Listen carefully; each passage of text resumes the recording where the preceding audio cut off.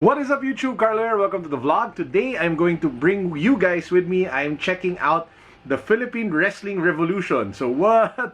That's like a local wrestling organization here in the Philippines, and we will be checking them out. Oh, by the way, I broke my L streak. I picked this up. Commonwealth actually had a waiting list raffle, and they sent out the messages for the winners yesterday. So yeah guys, I was able to cop a pair via cop date of the acronym Nike Prestos. Sweet! Just give you guys the sneaker situation we have in my room because it's starting to get very unwieldy. I literally have no more room to move around. This room is starting to look like a sneaker warehouse. Sneakers of the day, since this is a wrestling event, I think we can afford to be a little dangerous with the color of sneakers that we'll be wearing. Woo! Let's take this bad boys out for a spin.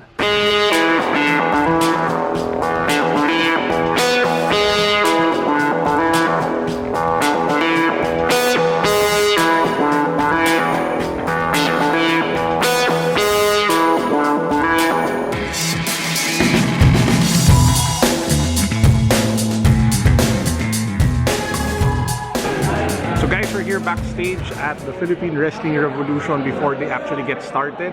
So as you guys can see, the wrestlers back there are starting to rehearse for the show later at 2 p.m. So I talked to a bunch of the guys here. Apparently there are over 80 Pinoy wrestlers already, 80. And some of them get even scouted by the WWE. So that's just amazing. So you have a bunch of people who are wrestling fans who really want to get into the sport. So it's just a wrestling fan myself. It's just an amazing thing to see. No, sobrang galing. In fact, some of them even already compete internationally. They get invited by different countries, Malaysia, Singapore, and a bunch of other stuff. So, galing lang talaga.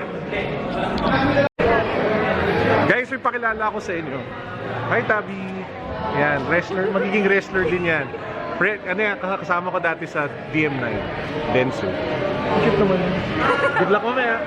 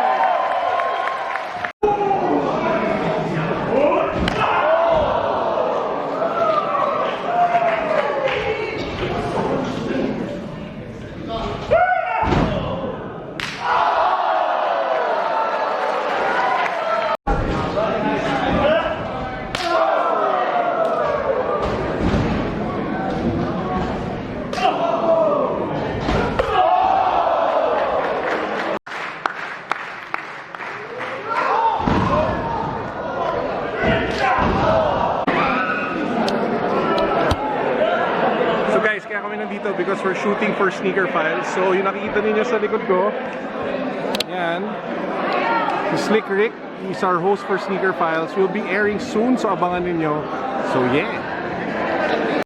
To everyone right now who's watching the Carlo Ople vlog, this is the Señorito Jake De Leon, your Philippine Excellence Championship. Please watch our next show, PW Live. PW Live Shake, Wrestle, and Roll, October 21. Nice name, man. 500 Shaw. Yeah, 500 Shaw Events Pavilion. Tickets will be online on sale. So yeah, just watch out. Hope to see you there. Oh, ayun.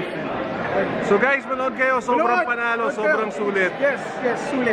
And we're back. So, just a few things. One, okay ba yung close-up? I'm testing a new lens. So, I'm still trying to figure it out. And this won't be the usual way I do vlogs. But just for now, while I'm playing around with the lens, please bear with it. So, just a few things that I wanted to say. Number one, Philippine Wrestling Revolution is legit. As a wrestling fan myself for the longest time, I've been a wrestling fan probably for, man, since I can remember. I can tell you now that the moves that they do, the complex stuff that they do in their move set and in their matches is really amazing. So I was really blown away with the quality of the matches that the guys put up. Apart from that, I was really happy to see imports. They brought in two guys, one from Singapore. The guy was called Lady Killer. He was really good, man. His in-ring mic skills were amazing. His moves were fantastic. Athleticism, panalo din. And the final match, I think that Tengu guy was also just as great.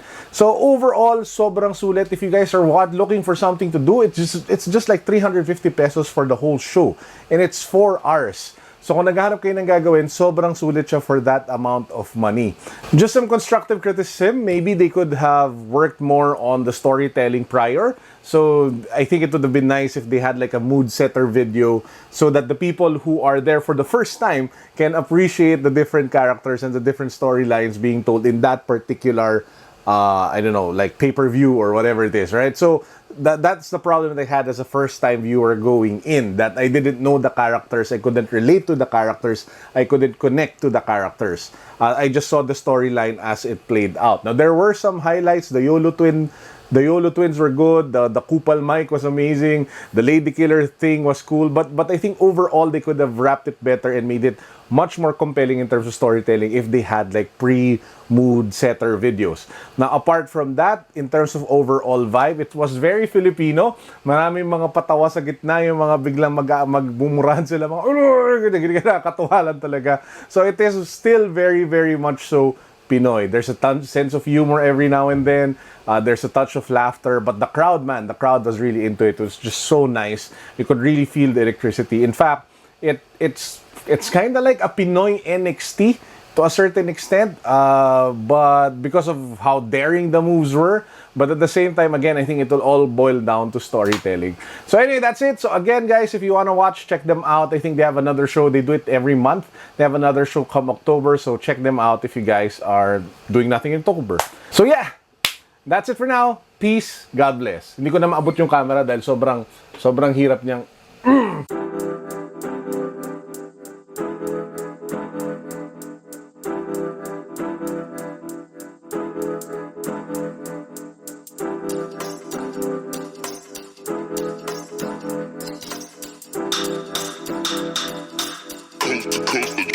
Next level.